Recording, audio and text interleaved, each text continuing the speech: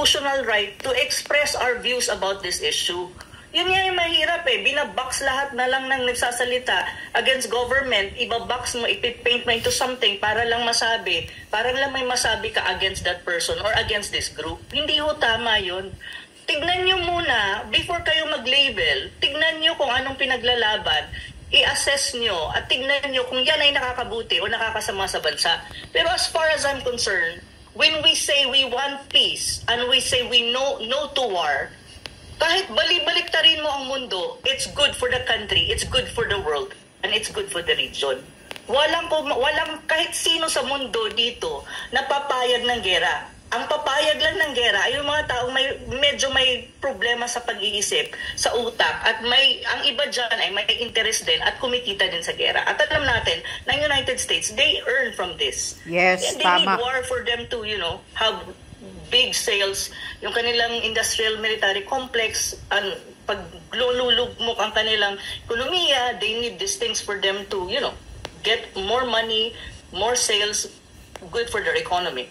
But yung nasa tamang pag-iisip, hindi mo to gusto kasi ito ay distraction ng casualty nito, casualty sa tao, casualty sa properties, casualty sa ekonomiya. Everything is just all about distraction.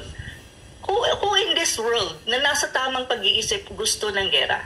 Exactly. So, ang sinasabi ko, huwag niyong i-box yung mga tao na tumatayo sa tama kasi walang mali sa pagtayo sa no to war at walang mali sa pagtayo ng we are for peace and we want peace in our country, we want peace in the region, and of course we want peace in the world. Cliché man siya, but that is the truth and that is right.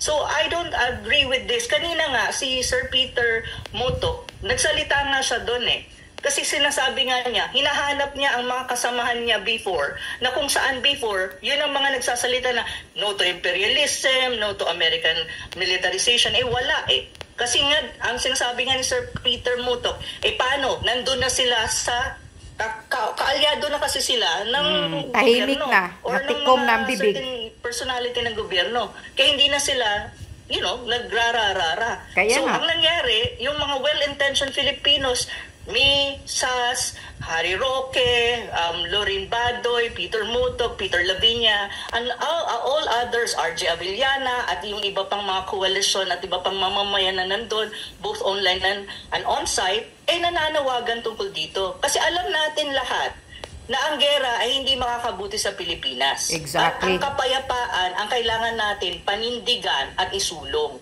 Now, kung kayo ay hindi naniniwala dito, may problema po kayo sa pag-iisip nyo. Tama, at baka hindi kayo baliw. nasa planetang Earth or baka galing kayo sa ibang planeta at hindi nyo naiintindihan kung ano ang importansya ng kapayapaan at ano ang importansya ng pagtutol sa gera.